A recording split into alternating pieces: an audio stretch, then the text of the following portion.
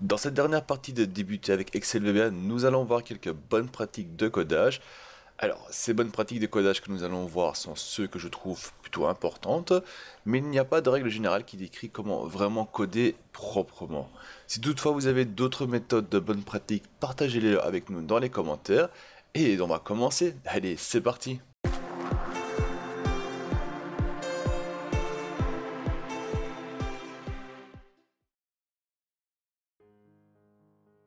Alors ici j'ai créé un petit code qui fonctionne mais qui n'est pas vraiment proprement codé. Et nous allons voir comment le rendre plus clair. Donc on va voir ce qui se passe ici quand on appuie.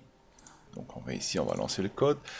On appuiera dedans, il y a un message qui s'affiche. Donc là c'est bien, on marque un nom, donc Daniel. Et on met un âge dedans, on met 36. On fait OK. Et là donc un membre Daniel 36 qui est ajouté à une certaine base de données. Et ça, c'est ce que le code donne ici.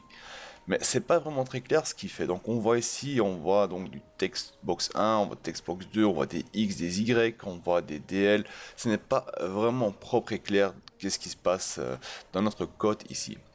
Alors, quelque chose de très important, c'est de bien nommer ses procédures. La raison pour laquelle il est important de bien nommer ses procédures, c'est qu'il sera plus facile de retenir à quoi servent ces procédures. Et la même chose pour les objets. Ça veut dire qu'ici, nous avons un textbox 1, un textbox 2, donc c'est celui-ci, c'est le textbox 1. Et le mieux à faire, c'est de venir ici et de changer ça en txt, ça veut dire textbox en fait. On fait une barre du bas, on écrit c'est quoi. Donc c'est un textbox nom. Donc ici, on va trouver le nom. Bien sûr, vous n'avez pas oublié de venir changer ça ici aussi dedans. Donc on va trouver tout ce qui est txt1 en txt. Allez, barre du bas. Donc nom, on avait dit. Pour le suivant, on va faire le même. On va changer en txt. Hop. Et là, on va marquer date. Ou âge plutôt, c'était. Voilà, âge. Là, on va venir ici. Double-clic. On va changer txt en txt.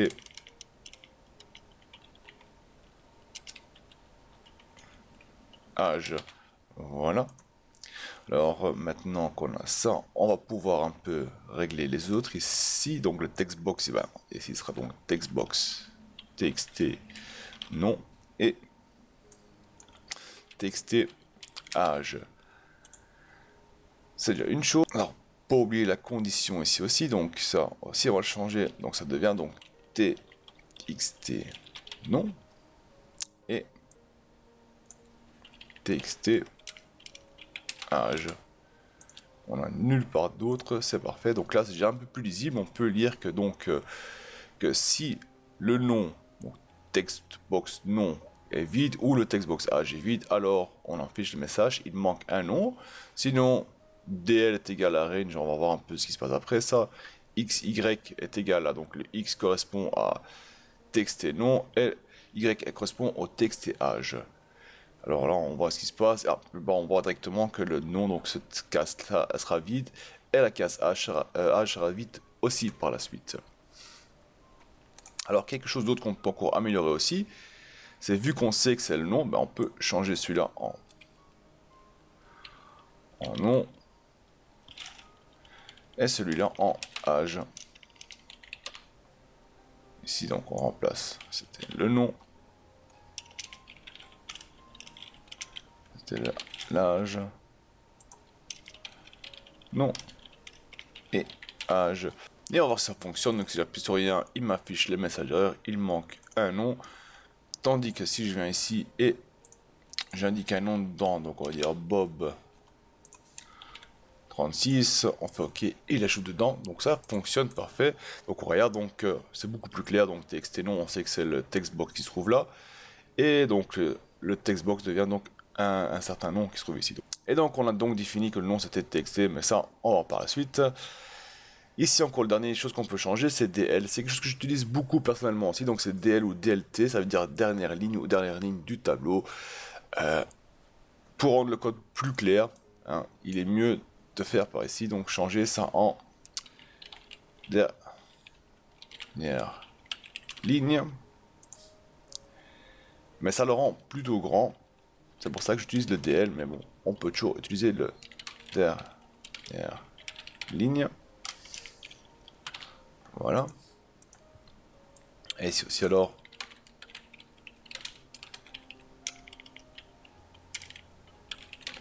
Ligne, voilà. Et encore une fois, der.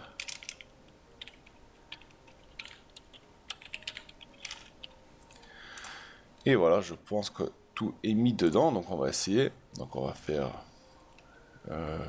jol de hop, et cela fonctionne. Donc déjà ici, rien qu'en nommant, donc rien qu'en changeant le texte, donc donner un propre nom à nos commandes et à nos variables, on rend notre code beaucoup plus lisible. Donc ici on voit donc zone de texte nom est vide, ou si zone de texte âge est vide, bon, message, on met le message, il manque un nom. Un nom ou un âge. Hop là, et ça ici dedans. Alors dernière ligne hein, est égale, donc là on va définir la dernière ligne, donc le nom, on va créer une variable nom qui va comporter donc le texte et nom, âge, texte et âge, et voilà. Alors ici if range B1 est égal à rien, alors la ligne B et le numéro de dernière ligne qui est écrit ici, plus 1, et bien ça veut dire que il va arriver ici, il va faire plus 1, donc là on comprend parfaitement ce qui se passe. Il va être égal à membre ici, il va être égal au nom, et va être égal à l'âge. On sait que dans D on va placer l'âge, on sait que dans C on va placer le nom. Sinon, bah, si cette case n'est pas vide, bah, on va mettre donc membre dans le B1, on va mettre le nom dans C1, et on va mettre l'âge dans D1. Et quand c'est fini, bah, dès que c'est fini, eh ben, on va vider le textbox nom et le textbox âge. Et vu que nous sommes occupés avec les variables ici, il est fortement conseillé d'utiliser l'option explicite, qui va contrôler que chaque variable est bien déclarée dans notre code. Nous allons prendre donc l'exemple d'ici, hein, nous allons donc indiquer au-dessus de notre code, donc tout en haut de notre code, nous allons mettre l'option, donc ça s'appelle option explicite.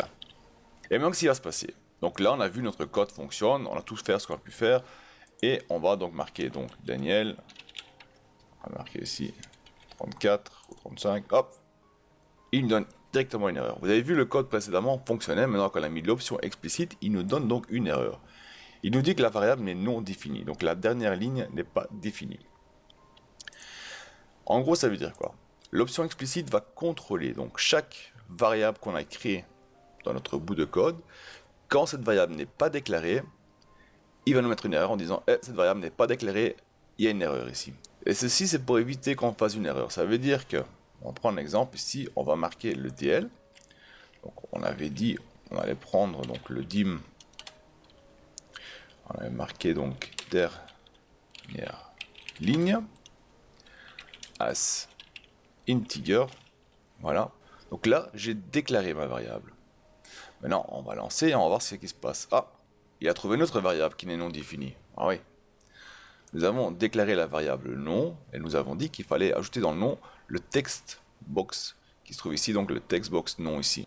Donc il faut déclarer le nom. Donc ici, on va créer une nouvelle déclaration. On va déclarer dim nom as string, vu qu'on veut du texte dedans. Hein. Et on va voir ce qui se passe. Ah, mais non, c'est l'âge qui pose un problème. L'âge, on veut un nombre, donc on fait donc dim âge as integer. On va tester. Et là, tout fonctionne. Il a ajouté, il n'y a pas de problème.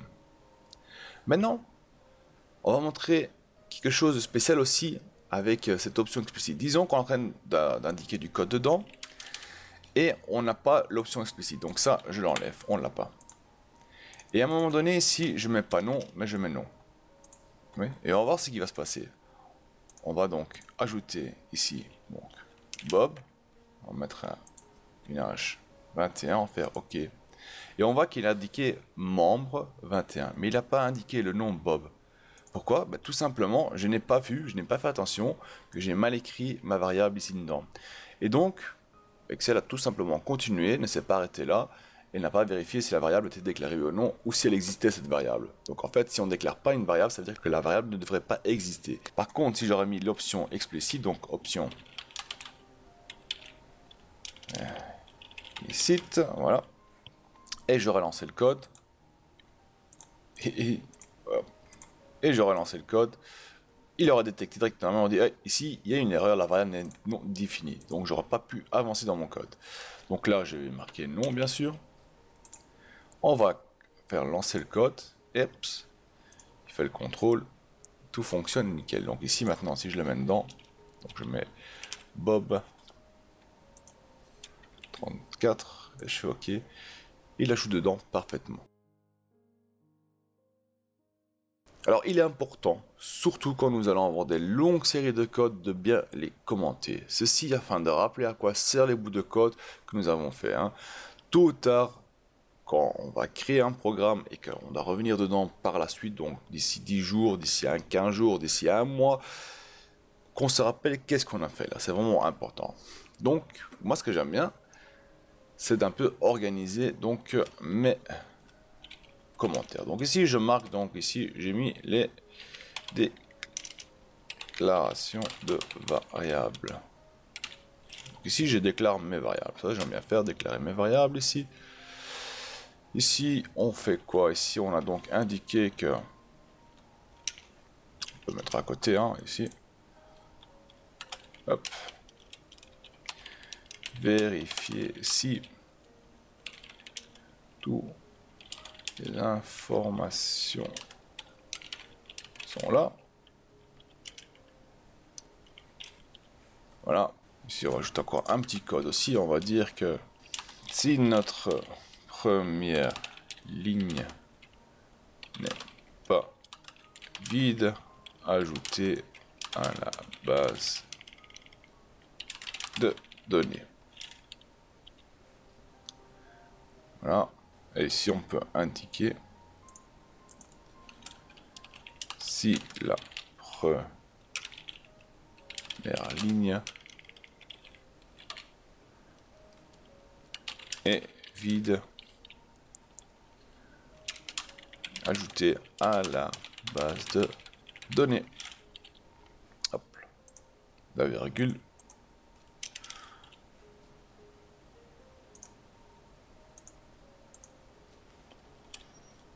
Oups, utiliser le mauvais symbole, c'est celui-là qu'il faut. Voilà.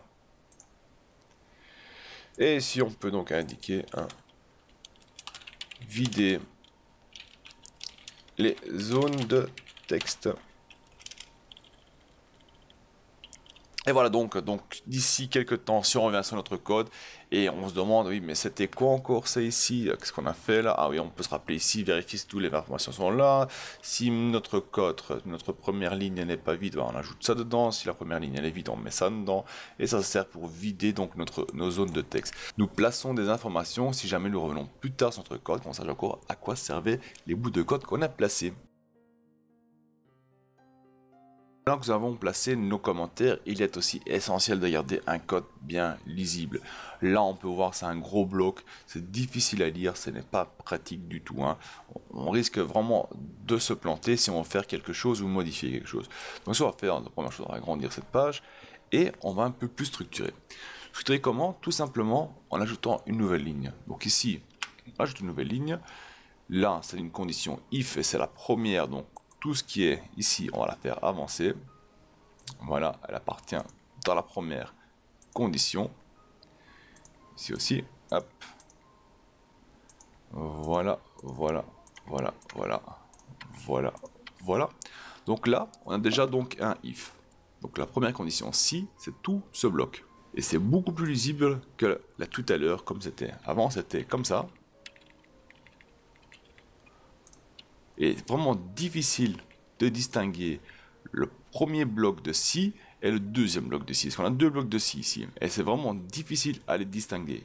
Où ce qui s'arrête le premier, où ce qui s'arrête le deuxième. Et donc, avec ce simple geste, nous avons déjà défini, donc nous avons donc rendu notre bloc si visible. En un seul clin d'œil, on voit directement ceci, c'est un bloc if. Directement. On va, voilà, ça c'est une condition. On a une deuxième condition qui est ici, on va la faire avancer aussi. Comme on l'a fait là tout à l'heure, hop, voilà, voilà, voilà, voilà. Ah, par contre, le else, on le fait reculer, voilà, voilà, voilà, Voilà, et là on fait une entrée. Et là aussi on fait une entrée et on voit un deuxième bloc d'une condition qui est ici. Ça c'est un deuxième bloc, vraiment très clair, très facile à lire ainsi. Alors ce que j'aime bien faire aussi, c'est de garder donc tous mes déclarations de variables en haut. Hein. Ce qu'on peut faire aussi, c'est pas obligatoire, mais on peut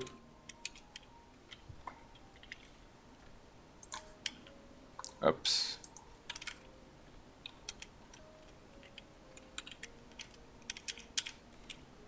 Voilà. On peut séparer les blocs. Mais là, on voit, vous voyez ici, ça devient assez grand. Hein, ça devient vraiment un assez grand code qui n'est pas plus mal. Mais au moins, il est bien visible. Et ceci, nous pouvons donc le placer en haut aussi. Donc, on n'est pas obligé de le mettre ici. On va le placer ici. Donc, on a la déclaration de variables. Et puis, on peut marquer donc configuration variable. Et les configurations de variables, on peut les prendre ici. Couper. On peut les placer ici. Ainsi,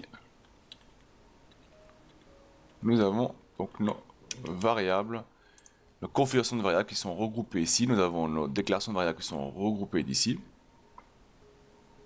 Ça, on peut, hop,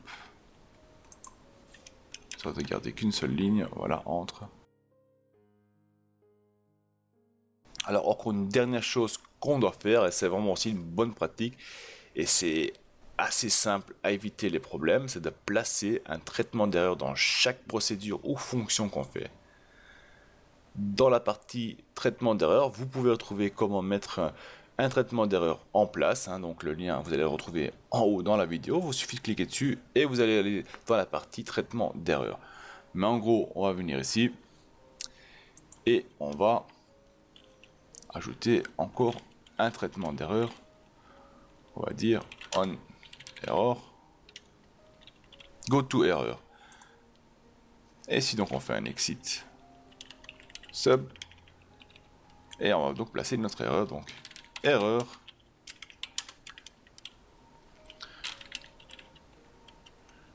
et on va marquer erreur type. Voilà, donc s'il y a une erreur, ça va afficher une telle erreur. Et donc désormais, si je mets un nom dedans, donc Daniel, et j'oublie de mettre l'âge où je mets un texte dedans, il va m'afficher donc erreur type 5, 3, 4 et ainsi de suite quoi. Voilà, donc nous avons vu comment nous avons rendu un code comme ça en bloc qui n'était pas vraiment lisible à un code beaucoup plus propre. Un code beaucoup plus propre comme celui-ci qu'on peut voir, donc beaucoup plus structuré, il est beaucoup plus lisible et beaucoup plus facile à déchiffrer aussi par la suite. Et ben voilà, cette longue série de comment débuter avec Excel VBA prend fin avec cette vidéo. J'espère que cela vous a plu et que désormais vous êtes en mesure de mieux comprendre le codage dans Excel VBA. Si vous avez encore des questions, faites-le moi savoir dans les commentaires ou sur ma page Facebook. D'ici là, je vous retrouve dans une prochaine vidéo. Allez, salut tout le monde!